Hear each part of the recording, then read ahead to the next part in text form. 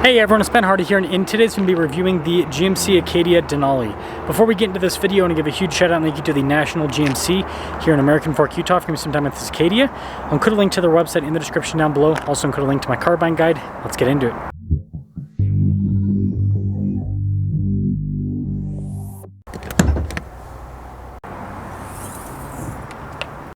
Under the hood, we have a 2.5 liter turbo 4-cylinder that goes through an 8-speed automatic transmission. Fuel economy is 19 around town and then 24 on the highway, with power outputs being 328 horsepower and then 326 pound-feet of torque. Before I move forward with this review, I do want to mention if you want to see more videos just like this, then I recommend you subscribe because I post content every single day. Now taking a look at the hood, you guys can see it's raised there on either side, which is pretty cool. And then we've got these C-shaped lights down, but look at that, fancy. Boom. How dramatic. Fog lights down below, and then I love the chrome trim here on the grille as well. And yeah, overall, I think that the new Acadia is pretty sharp looking. Now our tire wheel setup is 255 by 55 by 20 in the front and over in the rear. And you can see here with the wheels, again, kind of a fancier look, lots of spokes, that's for sure. Got these nice painted fender flares. You can see the rest of it's painted there black at the bottom to create contrast. Do have some silver trim around the windows. And then here's the side profile. Now this leads us to the key fob where we have our lock and unlock function there. We've got the opening for the hatch, remote start, pop the hatch open, also GMC logo. And we do have some storage here behind the third row, underneath the floor. Definitely nice. But yeah, this has quite a bit of storage behind the third row. Again, this is similar in size to like the previous gen Tahoe, so it's a big vehicle. Now you can fold down the third row here, these functions. It also raises up automatically, and then the second row only folds down. But at least you don't have to go and do it manually to throw it down. But yeah, super practical with that. And then we do have this little button here to lower the hatch right back down. And then I like the new taillight design. I think that's pretty sharp looking. Look at that. Pretty fancy. And all of your badging there, Denali badge, all of that as well. Just rest the rear. And then this leads us inside. So we've got the soft touch here at the top, and I like the stitching that kind of crisscrosses. Freaks the camera out, that's for sure. And you got more of that cross stitching down below. And look at that on the seat. Cool. Yeah, nice trim all down the center. And then getting in, this is solid. Like, this is very spacious. Got a little storage pocket, got some cup holders, and then you can see there with the climate controls here for the second row, heated seats as well, and captain chairs with this one for those of you that are wondering. The third row also has the fancy trim at the top of the seats, as you can see. Now legroom and everything's going to be a little bit more cramped, kind of like a previous gen Tahoe in a lot of ways. But I mean, you could fit adults back there, definitely can fit kids back there more than easily enough. Now popping up front, again, with all of the soft touch trim and then the wood trim down below, and then stitching that crisscrosses. All of our window controls here. See, automatic there for the front. Mirrors do power fold in. Got your memory seats. Blind spot monitoring with the mirrors. Yeah, this is pretty fancy pants if you ask me.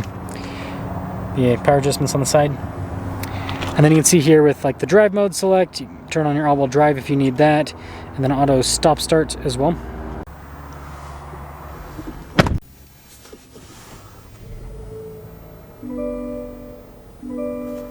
Now take a look at the steering wheel. We got soft touch all around. Paddle shifters there on the back for the 8-speed. Radio controls below that. Nice contrasted stitching as well. Bunch of practical controls in the front, including for the center. You've got your heated steering wheel, cruise control as well. And then turn signal / windshield wiper stock.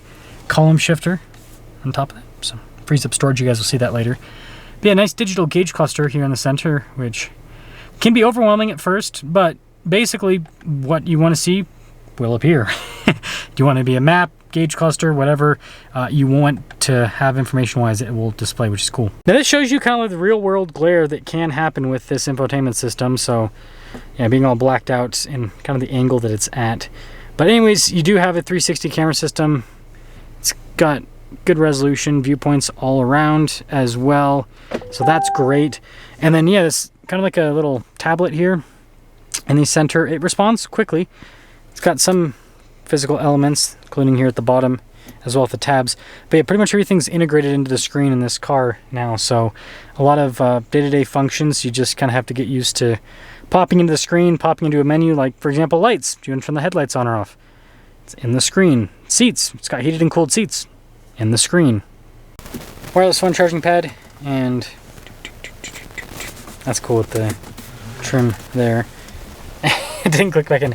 Anyways, I got some cup holders, big center console, and then there's tons of storage space.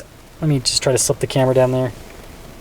Lots of storage space. There we go. Kind of can see it underneath as well. So that's the benefit of not having a shifter in the center. And then you got nice trim here on the dash, so it feels a little bit fancier. Heads-up display as well. And then a glove box, and not much up here. It doesn't have a center for anything. Here's a quick look at the window sticker. You guys can see 2025 Acadia Denali, and total MSRP $57,790 as this one is equipped. And let's see how it performs.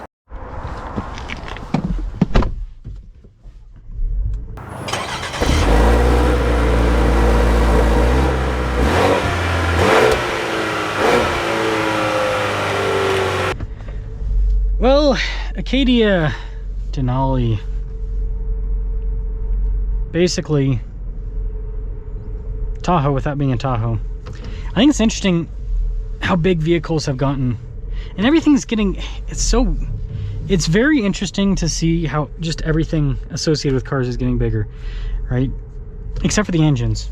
We should say that. The engines were getting bigger, and now they're getting smaller. So engines are getting smaller, but the cars are getting bigger, the wheels are getting bigger, tires are getting bigger. I mean, think about this for a second. Back in the day, you buy a pickup truck, and you'll have, from the factory, pretty narrow tires, right? Not quite I mean, sometimes Prius narrow, but, you know, maybe a little bit wider than what you'll see on like a modern, maybe like same size as a Camry tire. And then you'd have like 15-inch wheels. And now it's like, you've got 20s or on everything, 22s even. And I mean, the new GMC Yukon Denali Ultimate's gonna have 24-inch wheels from the factory.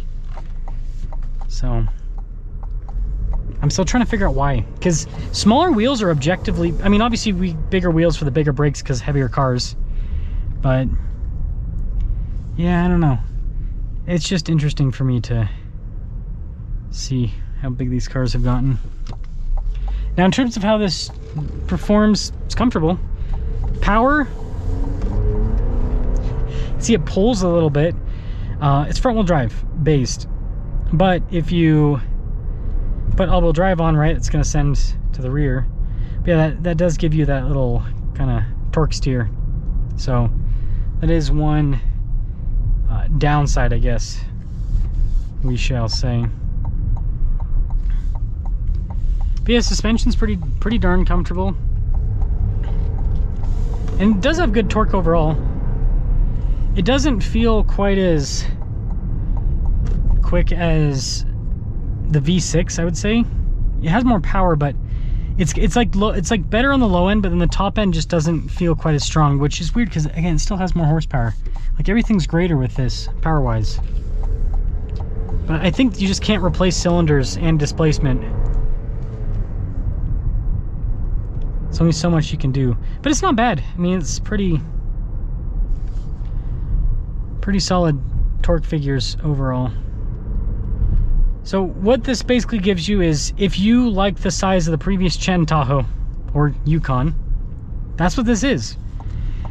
It is unibody, it is independent, well, the Tahoe's independent suspension anyways.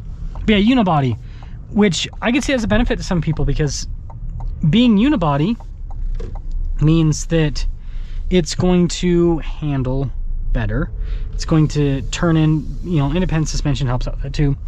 But unibodies are just more solid. So I think that it leads to a better driving experience overall when it comes to, man, this is tight. I'm trying to find a parking space, but also there's one downside about the new Acadia, is the size of it.